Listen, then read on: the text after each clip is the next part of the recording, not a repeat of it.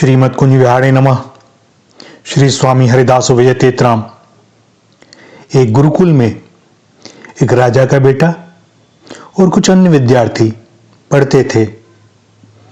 राजा के बेटे की एक विद्यार्थी के साथ खूब मित्रता हो गई और दोनों का अधिकांश समय साथ साथ ही गुजरता। समय पर दोनों की शिक्षा पूर्ण हुई और दोनों ही अपने अपने घर गए। एक सामान्य नागरिक का युवराज से उसी प्रकार मिलना संभव न था, किंतु युवराज कभी कभी शिकार के बहाने से निकलता तो उसे गुप्त रूप से संदेश भेजकर मिलने को बुलवा लेता। कालचक्र चलता रहा और कुछ समय बाद महाराज के निधन के उपरांत युवराज का राज्याभिषेक हुआ और वह राजकाज में व्यस्त हो गया। इधर कुछ कालचक्र का प्रभाव उसके मित्र पर ऐसा पड़ा कि कुसुम में पड़कर वह आपराधिक गतिविधियों में संलग्न हो गया और उसी के द्वारा अपनी आजीविका का प्रबंध करने लगा। इस पृथ्वी पर समय बड़ा बलवान होता है। सूर्योदय होता है तो सूर्यास्त भी होता है। एक दिन उसको राज कर्मचारियों द्वारा रंगे हाथों पकड़ लिया गया और हाथ में हथकड़ी, पांव में बेड़ी और गले में तोंक पहनाकर कारागार में डाल दिया गया। अब उसे स्मरण हो आया कि राजा तो अपना बाल सखा है, सो यदि किसी प्रकार उसे खबर पहुंचा सकूं तो इस कारागार की यातना से सहज ही मुक्ति संभव है। क्या वह अपने बाल मित्र के लिए यह भी न करेगा जब मैं उससे कहूंगा कि आज के बाद फिर कभी इस राह पर न चलूंगा। संकट में तो मित्र ही सहायक होते हैं। मित्र राजा है, सर्वसमर्थ है, उसकी बात को भला कौन काट सकता है। वह जिसे चाहे मुक्ति दे दे और जिसे चाहे कारागार में डाल दे।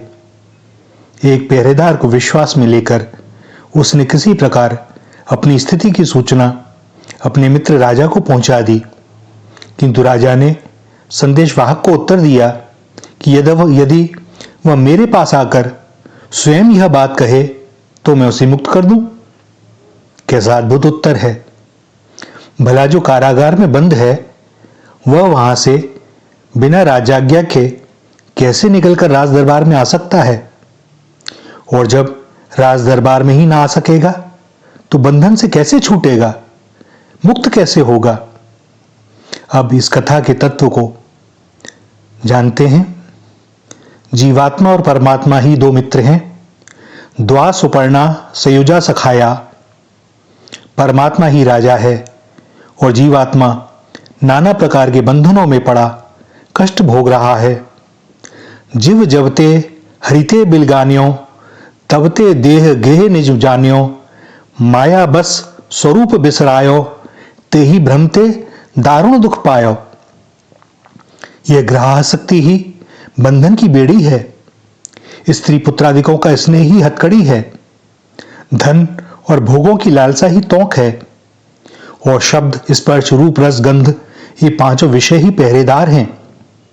इस प्रकार परवश बंधन में पड़ा हुआ जीव स्वयं छूटने में असमर्थ है। श्री भगवान का ही गीता में वचन है कि देवी ह्रेषा गुणमयी मम माया दुरत्या। इस दुखालय में फंसा जीव परमात्मा से बार बार विनती करता है, हे नाथ कृपया मुझे इन बंधनों से छुड़ाइए, मैं अत्यंत दुख को भोग रहा हूं। तब भगवान उत्तर देते हैं कि तुम मेरी शरण में आ जाओ तो सब बंधनों से छूट जाओगे। सर्वधर्मान परित्यज्य मामेकम शरणम व्रज अहम त्वा सर्व पापेभ्यो मोक्षयिष्यामि मा शुचः। कैसी अद्भुत बात कि वे ऐसा टका सा उत्तर दे देते हैं। जीव तो इतने बंधनों में जकड़ा हुआ है, वह भला शरण में आ ही कैसे सकता है, जबकि भगवान तो सर्वसमर्थ हैं।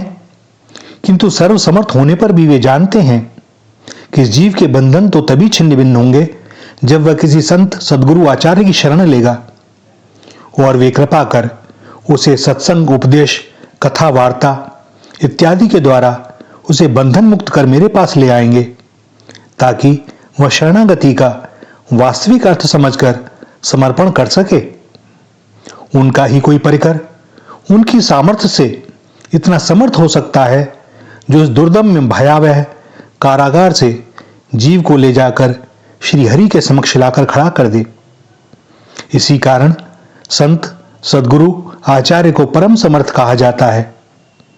जिस प्रकार गंगा जल हमारे शरीर को शुद्ध करता है, उसी प्रकार संत सद्गुरुदेव के सदुपदेश से मन, बुद्धि और आत्मा पर जमी जन्म जन्मांतरों के कलमश की परत छिन्न भिन्न होती है और उनकी शिक्षा उस सुदृढ़ लाठी के समान है जिसके सहारे हम जैसे गिरे हुए पतित लोग पुनः उठकर खड़े हो जाते हैं। जो हाथ पकड़कर अंधकार से निकालकर प्रकाश में ले आवे, वही तो सद्गुरु। सद्गुरु कौन? वे ही तो, और कौन? वसुदेव सुतम देवम कंस चाणूरमर्दनम देवकी परमानंदम कृष्णम वंदे जगद्गुरुम।